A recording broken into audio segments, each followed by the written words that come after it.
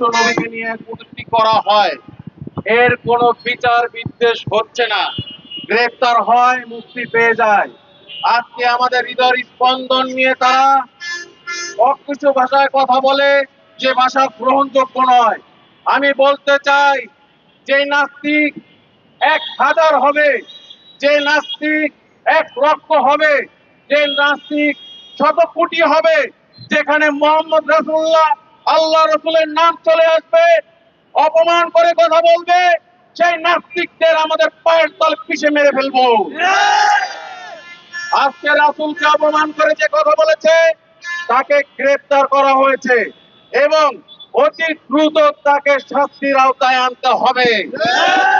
অন্যথায় যদি গ্রহণযোগ্যমূলক শাস্তি না করা হয়, আইন আমরা নিজের হাতে তুলে নেব এবং ইসলাম মোতাবেক তাকে শাস্তির আওতায় এনে শাস্তি আমরাই দেব।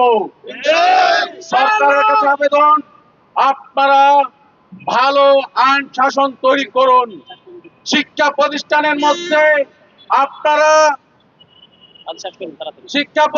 মধ্যে আপনারা যেই গান বাজনার শিক্ষক নিয়োগ দিচ্ছেন, গান বাজনা তো মোবাইল দিয়ে শিখতেছে, আপনারা আবার কেন স্কুলে নিয়ে যাচ্ছেন টেনে?